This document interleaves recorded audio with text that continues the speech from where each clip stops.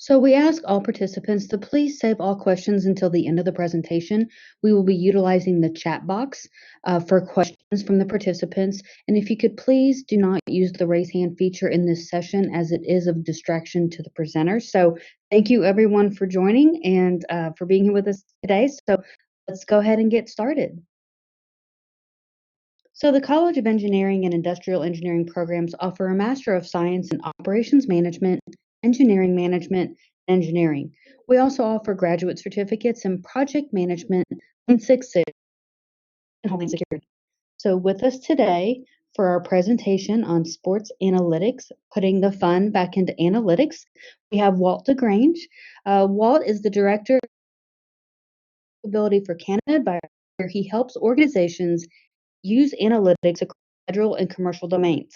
Prior to Canada Advisors, he had 21 years of naval service as a supply corps officer.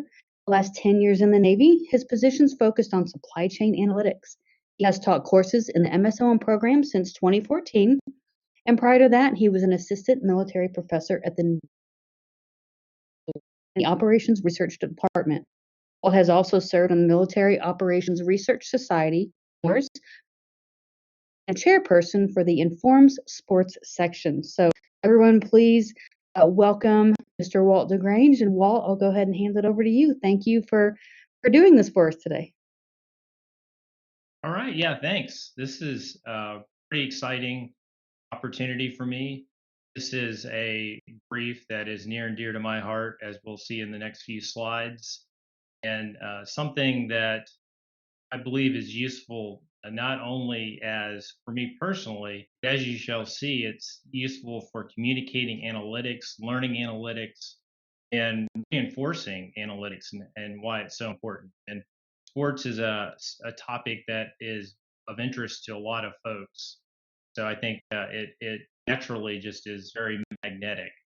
So with that, let me just tell you how I got started with this, and it's a pretty good story. So I retired from the Navy in 2014, and took my current role at Canada Advisors, which is a small virtual firm, and we did do some sports analytics work. Immediately, I think it was my second week on the job. I flew to St. Louis to meet with the St. Louis Blues hockey team and to do a project with them, which was pretty exciting, and that was pretty neat. But I was sitting at home one day in 2015, as many of us do, watching. I think it was an NBA basketball game, and the following quote occurred. So many of you may know Charles Barkley. I don't watch a lot of basketball, so it was kind of weird that I actually saw this commentary live. This is his quote: "Analytics don't work at all. It's just some crap that people who are really smart made up to get in the game because they have no talent. Because they have no talent to be able to play, so smart guys wanted to fit in. So they made up a term called analytics. Analytics don't work." So this immediately, I was wondering, what brought this on, and it was a question about how analytics was becoming prevalent in the NBA, right? And so Sir Charles obviously is a legendary basketball player and an Auburn grad. I will just emphasize that, and he does have some stuff right here. I do have no sports talent, and I cannot play basketball, and I cannot play many sports. So that part is right. However, what really got me going on this is his last statement that analytics don't work. Okay, so that is against everything that I have learned and taught in my life. So this kind of spurred me to action, if you will, and led me down the road to this project. It all started back in 2015. We can thank Charles Barkley for this brief. So this is really what got me interested in doing this project. So I love sports, and at the time, I had again transitioned from the military. I was looking to learn more about R, and at the time I was looking to learn more about machine learning. My background is in operations research, which is a very analytical uh, career field, and machine learning was becoming very prevalent back in 2015. I definitely wanted to learn a little bit more about it. And as you can see, this Venn diagram, uh, kind of the overlap here between sports, my interest in sports, my desire to learn, become more proficient in programming in R, and also learning more about machine learning made this the perfect project for me. The other piece of this too is I love educating, and not only learning but educating folks about analytics, not only in the academic sense, but on the the consulting side. We're continually challenged to apply advanced mathematics to things like supply chain analytics, spend analytics, you know, uh, HR, human resources, finance. And a lot of times folks do not, that our clients or customers don't really understand the advanced analytics, right? And especially when you start moving into the machine learning area. So this has become a really good way for me to demonstrate using a simple example that pretty much everybody can understand what the math is actually doing. So hopefully that kind of resonates with everybody on why I started this. So after I kind of my blood stopped boiling after the Charles Barkley quote, I immediately, like any good analytics professional would do, went out and tried to start looking for data, right? Because analytics don't work without data. That is a true statement. And so basically, I hit up the internet, and at the time, our there are a lot of sources for rating analytics and professional sports. I was looking for a data set that would be widely recognized. So anybody can go online, and there could be Ted or Julie's blog, and then they rank a whole bunch of teams about their analytics. And don't get me wrong, I think that those are awesome, and I read a lot of those kind of personalized blogs myself. However, when you're going to go out and preach about how effective analytics is, you kind of want your data to be at least recognized, right? And so I happened upon this. The ESPN still has this, as you can see, the web link below. It's still online, and this was the ESPN, the Great Analytics ranking in 2015. So this was awesome because it took a lot of the professional um, uh, followers of journalists, that wrote about these teams and that could actually, rank these teams as far as in Major League Baseball, the NBA, National Basketball Association, National Hockey League, and National Football League for the United States. Now, since then, I've given this brief about 34. It's my 34th time around the world, and yes, it doesn't include like Major League Soccer and a few of the others. Again, I wanted to compare the big four, and predominantly these four sports make up a large portion of the U.S. market. So, what was the really cool thing about this too is that if you click on any team or league, it basically gives a very good breakdown of, uh, of why the ranking is the way it is. So you can see here the Boston Red Sox in 2015, and it goes through and pretty much justifies why they're putting them into either an all-in believers, one put in skeptic, or non-believers um, category. So, I felt like this was a pretty strong starting point. And my hope was that ESPN would potentially do this every year, right? And as we all know, well, maybe we don't all know, if you go to this website, they only did it in 2015. And with the recent ESPN issues, I'm not even sure if any of these folks work at ESPN anymore, just due to some of the budget cutbacks and such. But Nevertheless, though, this is the data I started with. So the next piece of this, since I didn't have a lot to go on as far as starting this up, I had the ESPN analytics ranking. So, and the technique I wanted to apply to this for machine learning was k-means clustering.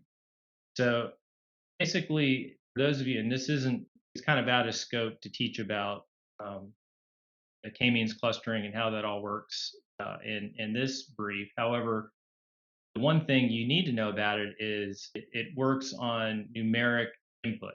So you can't have a textual input, right? So you need to convert everything to numbers. Now, the good part about it is that uh, it doesn't matter whether the numbers are ascending or descending. So, a lot of times in analytics will say, are you playing golf or bowling, right? Golf, a low score is good. Bowling, a high score is good.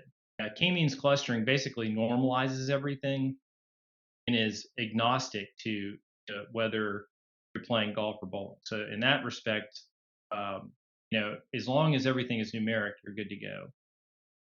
So the analytics ranking, there were 5 levels. And so basically, I just assigned 5 for all in, 4 for believers, 3 for 1 foot in, 2 for skeptics, and 1 for non believers. And again, the actual amount is kind of irrelevant because before you throw this into the algorithm, you normalize it, right? So that's how I did the analytics ranking. So the next question, and this one is by far one of the things that gets discussed a lot when I brief this, is how do you determine success in sports, right? And there are many ways that you can define success. So most sports teams, professional sports teams, are businesses, right? So you could just say, um, are we profitable? Are we, is the business running great? A great example of that is the Pittsburgh Pirates, right? They've not had a lot of success even reaching the playoffs for many years. However, the team financially, is doing really well. Um, so in that respect, that's one way to judge things. I didn't want to judge that in this analysis, right? The one thing I did want to do is like, did you win a championship? And the other piece that you could go with this is like winning percentage or wins. Now, the other piece of this that's a little odd is that, of course, the number of games is different in each sport. So football has far fewer games than like baseball. So just the pure number of wins, even though we could normalize it in the k-means clustering, again, could be done. However, we have the examples of the Seattle Mariners, setting a league um, win record back in the early 2000s, but not winning the World Series. We also, have the New England Patriots almost having a perfect season, but losing in the Super Bowl. So, obviously, if you have a lot of wins or your winning percentage is very high, the assumption is that you're going to go you're at least going to make the playoffs and go, pretty deep into the playoffs. However, I mean, really, what it's all about is winning a championship. So a lot of people, consider that New England Patriot team that got beat by the Giants, a failure, right? That they won all their games except for the Super Bowl. So I weight winning the championship, winning the World Series, the Stanley Cup, the NBA championship, or the Super Bowl as a 5. If you are the runner-up, that very few people remember, then you get a 4. If you lose in the third round, 3. Lose in the second round, 2. Lose in the first round, 1. And this does work. Baseball has, if you're in a normal year, baseball has this uh, wild card round. So that is considered the first round, although it's much weaker than a lot of the other sports that have a full round of playoffs. So that's how I did that. I mean, again, there's a lot of ways you could do this. This is what I chose to go with. And of course, if you don't make the playoffs at all, you score a zero, right? That year. So the other piece of this, at first I just said, okay, how far do you go in the playoffs? And I briefed this at several conferences, and I got a lot of great feedback. That's the great part about briefing this at conferences, right?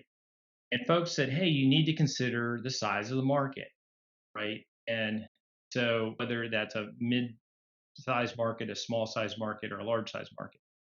So basically, what I did is went in and I used the 2010 U.S. Census data, and for Canadian cities, which are prevalent with some Major League Baseball teams and teams, I went in and just used Wikipedia. And again, the city size, the way the census does this is all over the map, like literally.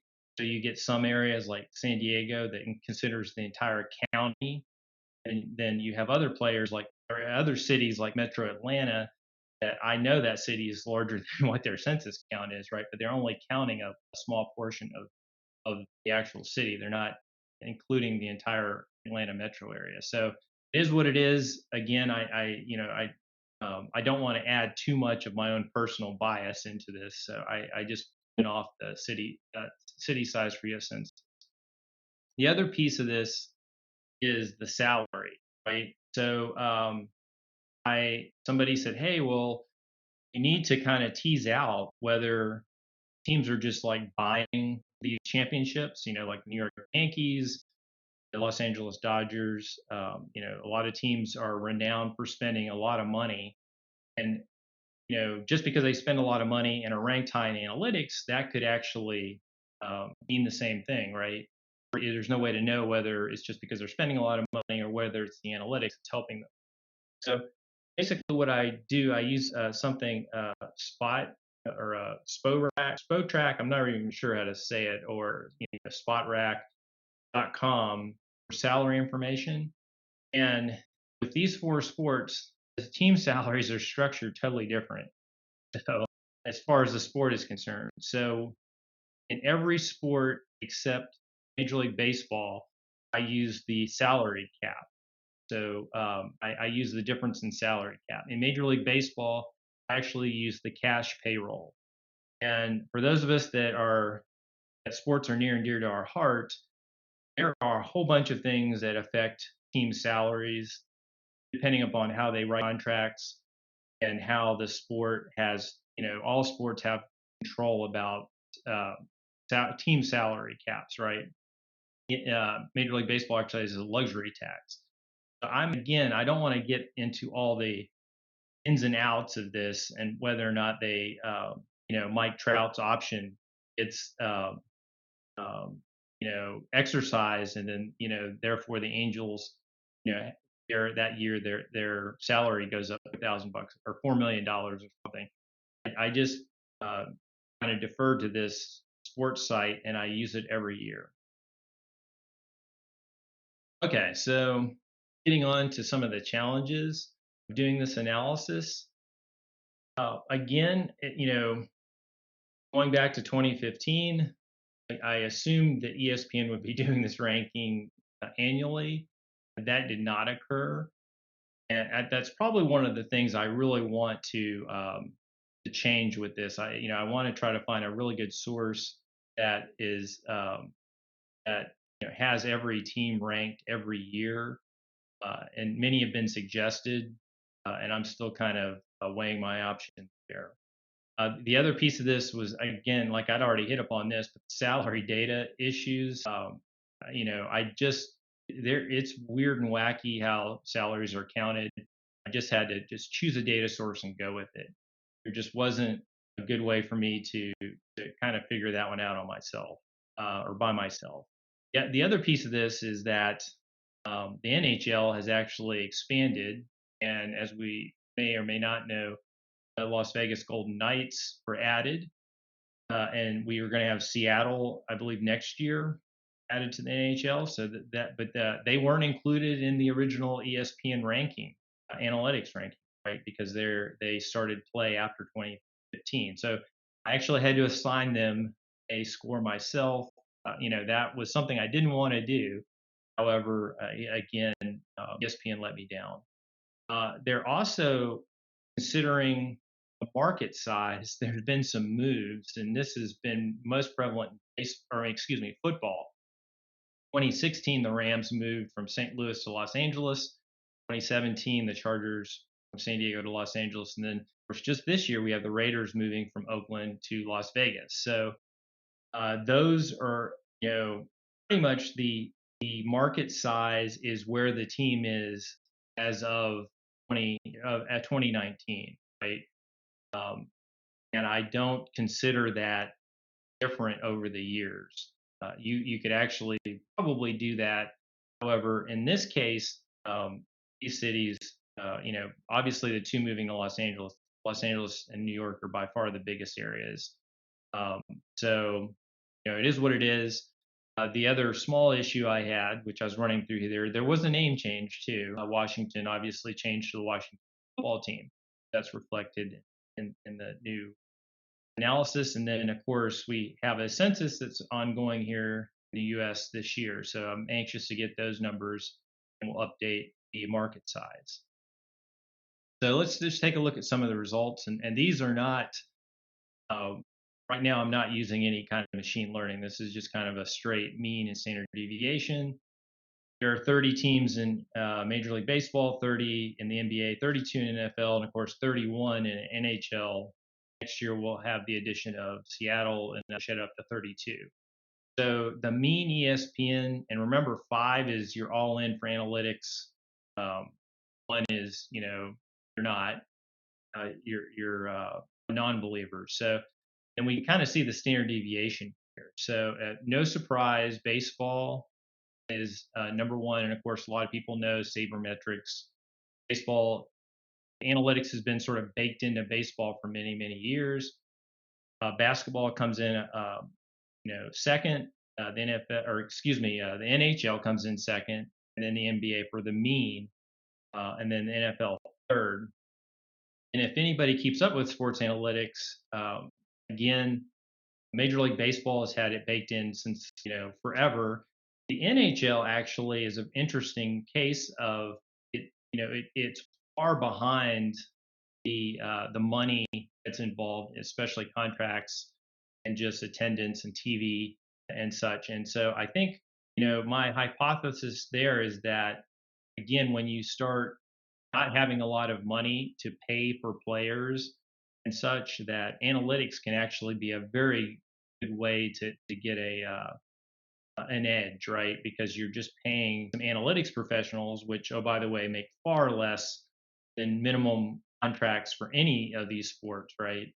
For players, then you could potentially get a large advantage paying a small amount or a smaller amount. And then the NFL here is last. And of course, analytics in NFL is super difficult.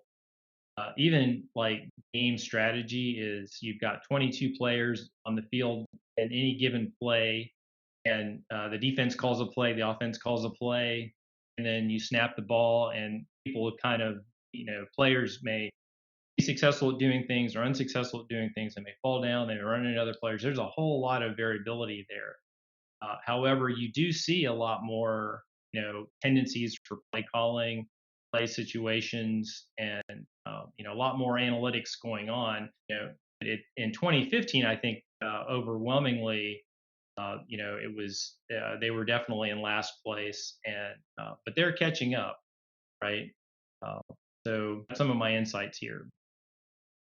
Typically, I will do a local team whenever I'm doing this, and there is no professional team in Arkansas, so I kind of just cherry picked some teams that surround Arkansas, and so I don't know. I may have missed 1 or 2 here, but of course, you have the Dallas teams, Kansas City, and Memphis, and of course, it's the ESPN um, score, the analytics score, and then how far on average have they gotten from the 2015 season to 2019.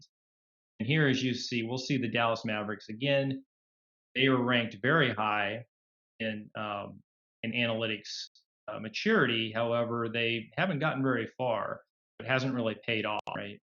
So you just see some of the variability here.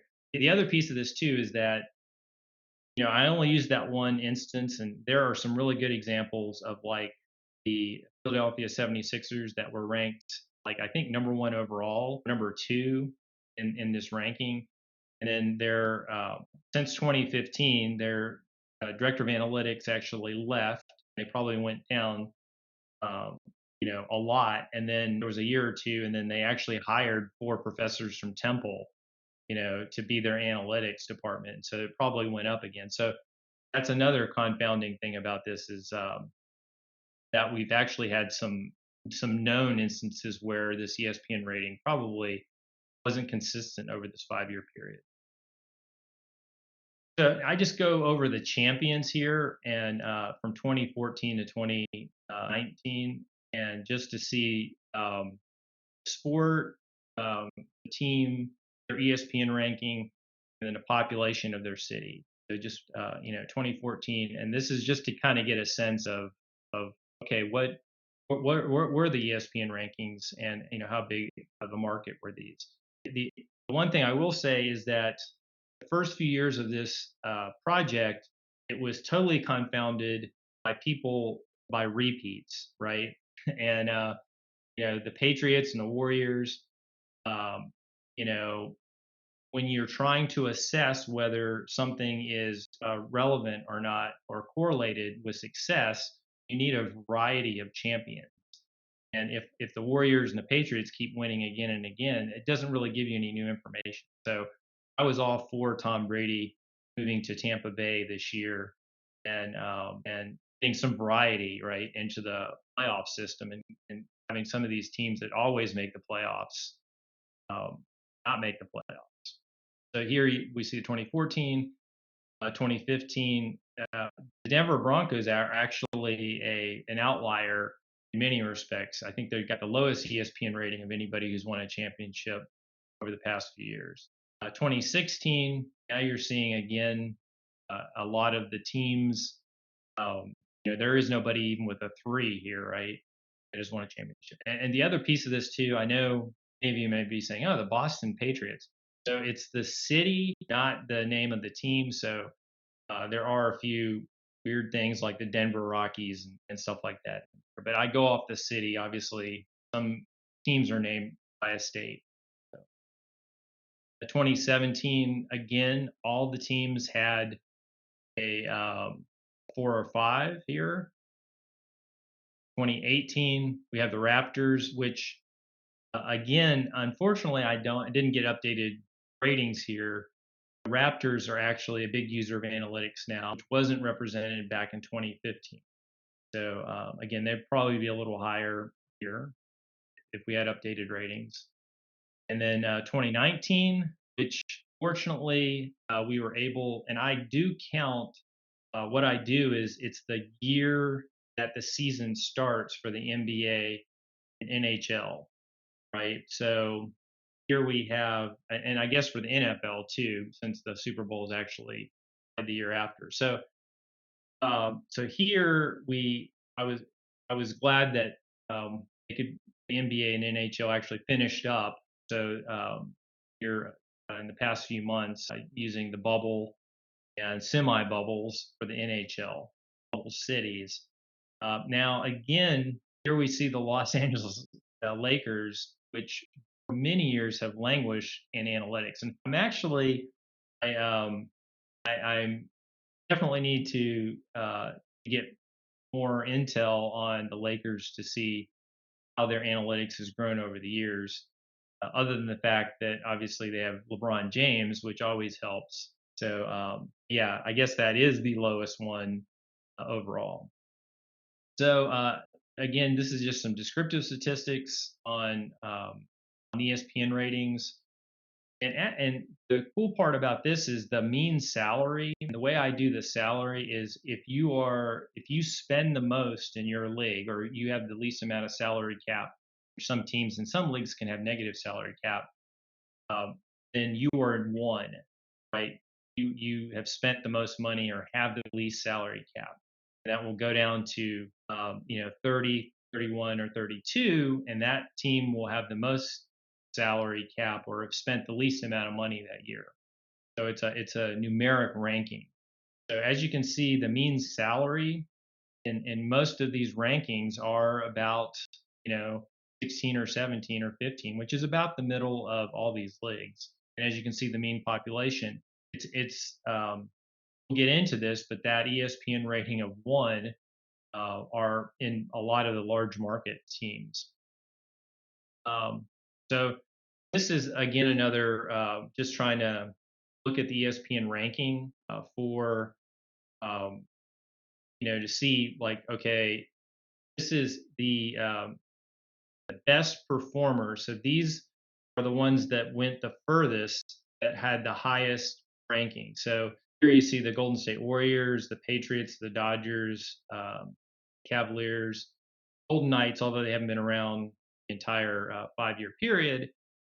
So they are ranked 4 or 5, and they're going the farthest in the playoffs. Okay, and then I also did this for the worst performers. So these are the ones that were ranked 5 that have not gone very far. Um, and you get the Pirates, the Rays, which again will be helped in 2020 because they made the World Series. So just that they'll be they're how far we'll go up, and hopefully we'll get them out of this bottom 5, right? But you can also see Dallas Mavericks, Oakland A's that are famous for Moneyball and such. Philadelphia 76ers really haven't been able to use their great analytics to perform any better than that. Um, the other piece of this is the large market teams. Like, this is one of the questions I get a lot. The 2 biggest markets by far are Los Angeles and New York. So again, Los Angeles, you have the Dodgers that's kind of leading the way here, and the Ducks and the Clippers are kind of behind, and everybody else is way behind. And as you can see, the only teams that are ranked with a 4 here are the Dodgers and the Kings. So Dodgers really making the most out of their analytics, and not a whole lot of other folks. New York, this is again the other big market. The Yankees, whatever, and Islanders, Rangers, they're not doing, and Giants, they're not doing as well as LA teams as far as how far they're going. So and so this market size argument about the market, and especially once we get to the salary, doesn't seem to hold true, right? As far as like, just because you're in a big market or just because you spend a lot of money, you're going to win a lot of championships. So this is the other end of the spectrum. Beautiful Green Bay, Wisconsin, or many of you, I don't know that the Florida Panthers play in beautiful Sunrise, Florida. And these cities are, hundreds of thousands or tens of thousands of people as opposed to millions of people. So I just wanted to kind of emphasize that, Packers and the Florida Panthers, are also here, and how far they actually get in the playoffs is, if you compare it to New York or even LA, they actually get pretty far. So their performance hasn't been too bad compared to the cities that dwarf them in size and market. So it is possible. Okay, so this is the k-means clustering plot, and for many of you, you're probably saying, "Holy smokes, what is this?" So k-means clustering, in its simplest sense, is a machine learning, uh, unsupervised method, which means that you don't really have to pick any targets or anything. You kind of throw all the data in, and it creates this graph. And this is multi-dimensional. So you can throw in a whole lot of data. It all has to be numeric.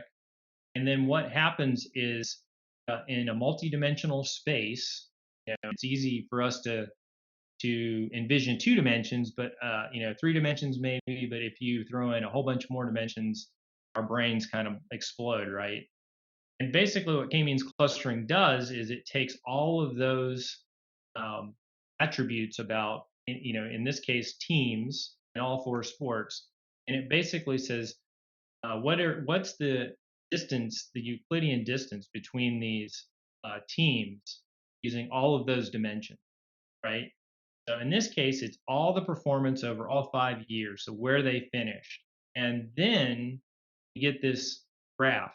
And why it's component one and component two is this is a projection of all those dimensions and comparisons in Euclidean distances. It minimizes those and it projects it on a two-dimensional graph. So then our feeble human minds can actually um, conceptualize this. Okay, so the cool part is that we get this nice graph. We get cluster one and cluster two. The not so cool part is because there is just a lot more in being um, considered here than just what is component one and component two. Component one and component two are actually made up of different pieces of those performances over different years. So a lot of times you'll be able to explain, oh, why the Patriots and the Astros are up in the right hand corner, or why the Jets are way in the lower left, or Rangers are way down right. But sometimes in the middle it kind of gets a little messy, and that's probably one of the things about k-means clustering and this plot in general that is very difficult to explain, right? So there are obvious these edge cases that I think people say, oh well, yeah, that's right. But in the middle, a lot of times, and especially when the clusters overlap, a lot of folks will have a hard time, and even analytics folks trying to explain why those teams are in that cluster. So just kind of background there about how you display a k-means cluster. So here's how you actually use the data. So here we have two clusters, and you can k-means. That means like the k is actually the number of clusters you have, and there are scientific ways to actually choose the cluster. However, I just wanted two clusters because I wanted a clear difference between people or teams that made playoff or went very far in playoffs and teams that did, right? So basically, in the white, this is what goes in to the k-means clustering model. How far those teams got in any given year. And here, the cluster one is the teams that didn't make it so far. So as you can see, typically they're around 0.7, 0.6, and this is the mean of all those teams that got put in that cluster.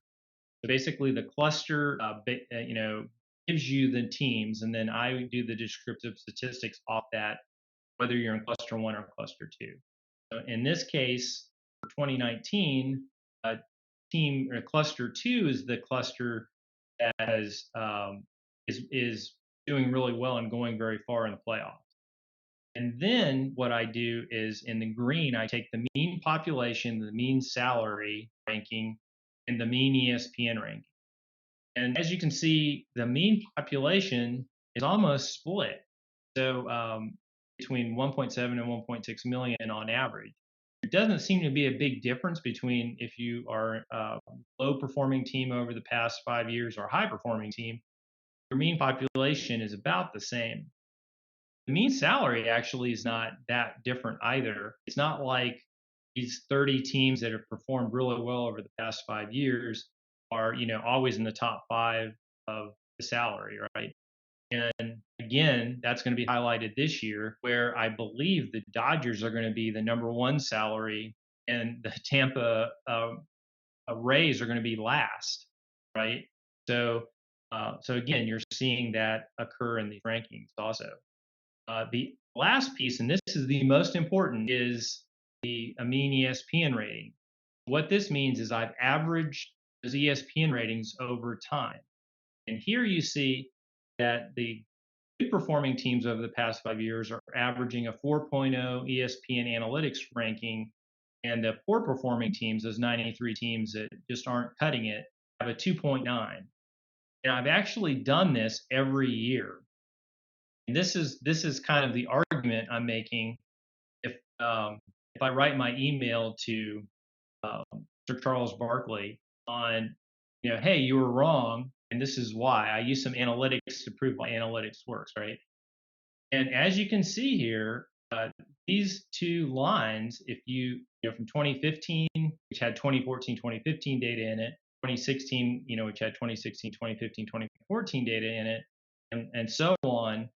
Over time, the teams that are performing well had, on average, a higher ESPN analytics score. And so the actual graph up here to the right is actually, you see a divergence, right? And this year and last year, again, it was 4.0 and 2.9 the difference. So that gap would continue to grow.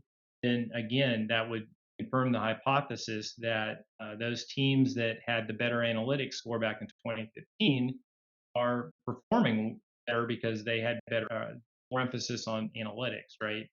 Now, the one piece of this, just in kind of wrap this up, is if there was a year by year analytics rank, that could easily be implemented in k-means clustering. So I would just need that that rank or that rating per team per year, and that's the beauty of machine learning and R and this technique. Is I could, as soon as I get that data, I could easily just fold that into this data set and rerun this model in probably less than 20 minutes, right?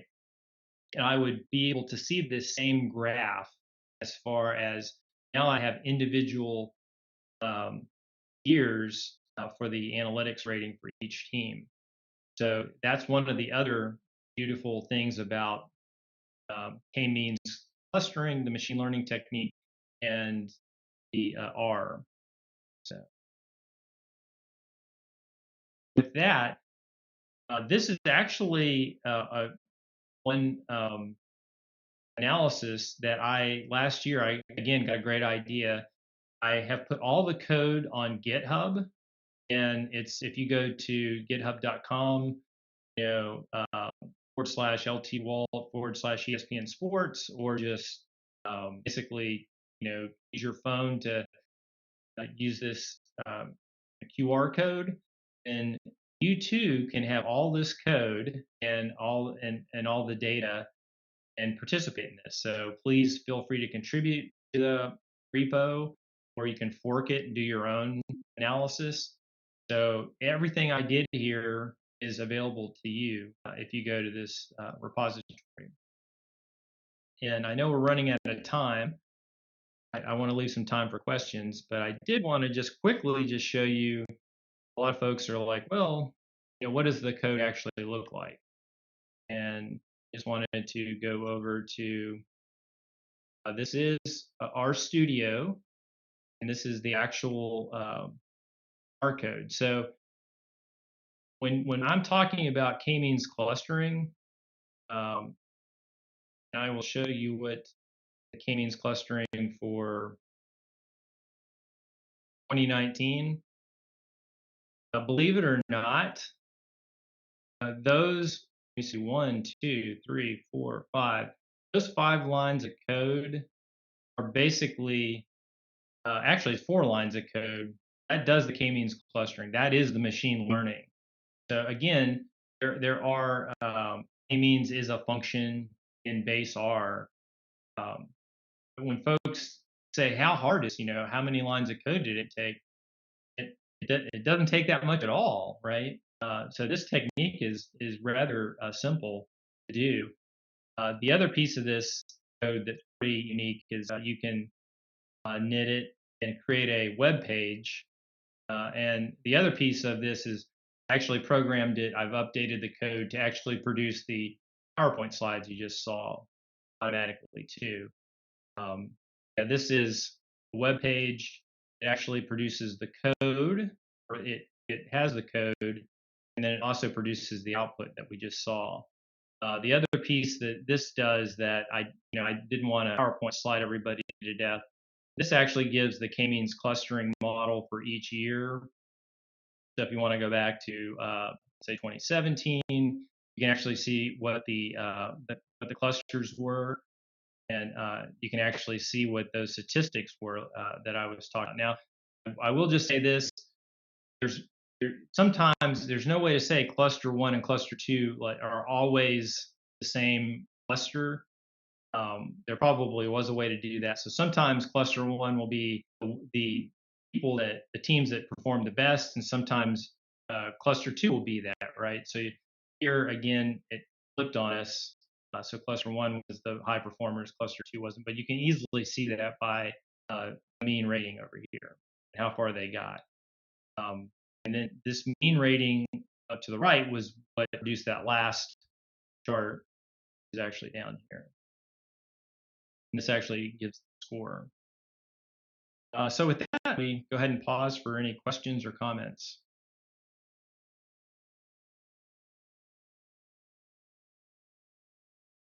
Great. Well, thank you so much. If we could go back to the presentation real quick and we can cover some aspects of our program, folks kind of get their questions together. I want to thank you for that presentation. That was wonderful. Thank you for putting that together. Everything looks good. So we have a question and answer section with Walt here today. If anybody has anything, I know that was probably a lot of information to take in all at once, so we'll give folks a few minutes to gather their thoughts. If you will, utilize the chat section, the chat box at the bottom of your screen to ask your questions. Please do not raise your hand, but we will address all questions in the chat box. Walt, we've got one question here. Looks like from Ian asked, was there anything that really surprised you about what you found? Yeah, I would say that's a great question. And the one piece of this analysis that I would highly recommend for anybody who wants to get involved with this project is that it probably isn't a real surprising thing now looking back on it. However, when you do this analysis, you have to wait for years to pass to get new data. And that's incredibly frustrating. And the other piece of this is that when teams repeat, like there for a while, is like the pretty much the Cavaliers and the Golden State Warriors in every NBA Finals, and the Patriots kept making it a Super Bowl. Again, that was a year that kind of duplicated. You didn't really get a lot of insight into what was going on with analytics. That kind of added another year of wait time, right? In baseball, we've had a little bit more variation on who's making the playoffs and such, and in football, um, but again, once you the way I weight is that if you win the championship or the Super Bowl, you get a lot more weighting than if you don't. So repeat winners there, again, I think really kind of made me have to be even more patient. So when you do these multi-year studies, so it's just I would say like right now I was like I can't tell you how excited I was to see Tom Brady go to the Tampa Bay Buccaneers. Not because I'm a fan of the Patriots or the Buccaneers. It's just I kind of wanted. I'm more kind of democratizing these players and stuff and breaking up the talent pool just so we can tease out how much does analytics actually do.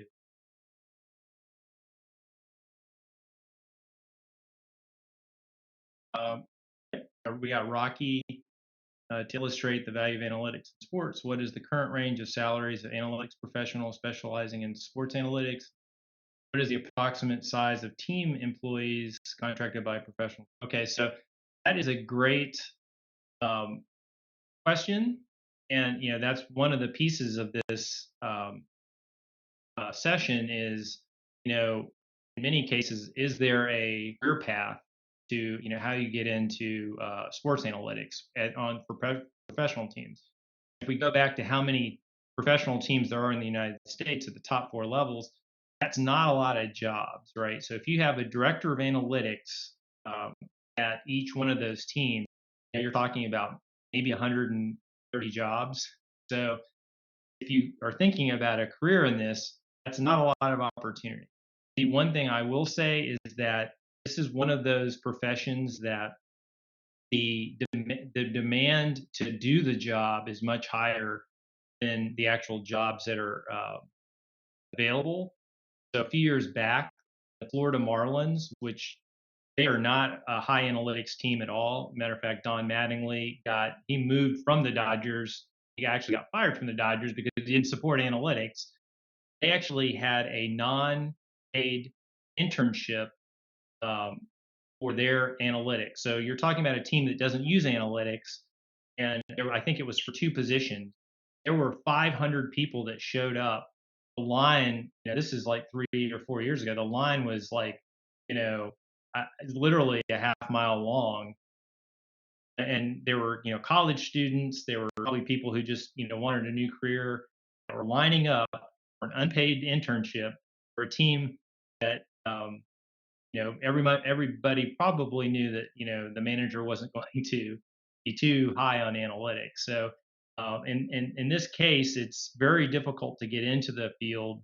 Most people that you will see that have been successful at it have at some point in time had to take a major pay cut or had to do free work for these teams. The actual size of the analytics varies by team, and you'll see two sides of it. We actually did a project with the Washington Nationals, and unfortunately, I can't claim the Blues and the Nationals and some of our other work with Major League Lacrosse. None of our work was in the same year or even in the prior year where team won championship. But um, so they typically have two sides for their analytics. They'll have a business operations analytics side, which will be more ticket pricing and perhaps trying to figure out whether bobbleheads, helped attendance or marketing. There will also be a player negotiation side. So, how to structure contracts and how to figure out, how to manage the cap. That may be another piece of analytics. And then there's on-field analytics. And that includes either player strategy, draft strategy, and injury management, which is huge in the NBA. So they'll try to figure out how to manage playing time and such, especially when it starts getting closer to the playoffs. Depending upon the team, those three areas will be staffed a little differently. I encourage you though, you can go pretty much on any professional team and click on front office. And nowadays, it used to be very difficult to figure out who these analytical folks were. A lot of times now they will have an entire department that's either named player analytics or strategy support or whatever, and you'll see 5 or 6 people in there. I will say this: I know a lot of folks in the business. Out of those 5 or 6 people, they're probably only going to be 2 or 3 that are paid. Some of them are going to be interns that may get paid, be doing it voluntarily. So yeah, so that's the life of um, of sports analytics. I will say this though: the teams that we have done sports analytics for, even if the pay wasn't as good, we've definitely gotten tickets to the owners' boxes. When the Blues came to play the Hurricanes, and that's all you can eat, all you can drink, typically with a nice view, Diamond Club tickets for the Washington Nationals. So that side of the house is very nice. Coming another question. Yeah, I think Justin, a quick question. He wants to know what courses you teach, Walt. Yeah. So I teach currently OMGT 5873, Organizing for Change. So, and then over the summer, I actually did cost estimation too, also, not second course in that. And what are the best sources of information about sports analytics online? There are a ton of open source data. The NBA, MLB, NFL releases the data, and I would encourage you to look at R packages or Python. The data is already in a usable format. So, like for instance, NFL, every play, I believe from 2004 to or maybe it's even 1998 to the current year, has a whole bunch of attributes. So, if it's a run play, pass play, what was the situation in the game, what was the result of the play. That's all. That entire database is out there for you to use. Coming from a background in Olympic sports, imagine potential sport performance analytics. Yeah. So Yeah, I definitely agree. I love um, beach volleyball. I'm a big beach volleyball player. And I would say that as soon as you go lower than NHL, we actually did some projects with Major League Lacrosse, and that is a fourth or fifth tier sport to say the least. The data drops off immensely, right? So I know my love of beach volleyball and like ABP and stuff. I would love more data in that area. And I know there are some of the teams that are collecting the data on their own. However, if you don't have a league doing it, then typically resolution of data is quite different. And like I mentioned before, the access to it would be different. So you may have some teams that have a lot of data, some teams that don't have a lot of data, or some teams that are tracking things that you're interested in. If the entire league gets together and has one data standard, if you will, and provides that to everybody, I think that's the way to go. But of course, that typically takes time, money, and staffing on the league's side, which only a few leagues can afford. Yeah, I would. And yeah, this is a good one to close on because I know we're too. Yeah, this is a popular question. Are organizations embracing analytics? And I always say this is exactly like sports medicine that in the 70s and 80s, in back in the day of Mickey Mantle and Babe Ruth and everything, there was no sports medicine, right? Everybody just went out and partied. In the off season, they just went on, to do any training and stuff. And as you see in the 70s and 80s, players took better care of themselves. Teams started having physicians and medical folks and trainers and psychologists and such on the team. And now it's everybody has it, right? I mean, you would be crazy to start up a team in any sport and have a trainer on it that could immediately attend to an injury, an on-field injury or such. So, or in practice or something, right? So I think analytics is the same. That's why I was so excited about jumping on this data from 2015 to 2020. I think in my estimate, my guess is that by 2025 to 2030, at the latest, pretty much every team will have analytics, and this will be sort of you'll have to have it to compete, as opposed right now you're getting some kind of edge out of it.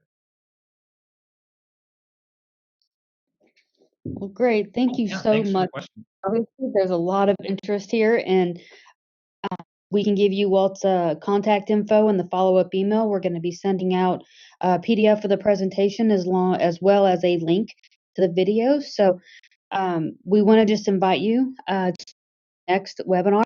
It's going to be actually with Dr. Rocky Gay. He's going to be presenting in December on Agile project management and innovative technology development. Thank you, Dr. Gay, for doing that. So you'll be up next here at the plate. Thanks everyone for attending. For information about our flexible degree program options, you can email myself or visit operations.management.uark.edu. And again, registered participants will receive an email with the video to the link to this webinar. And we hope to see you next month. Thank you, Walt. Thank you everyone for coming. And we'll let you get back on your day.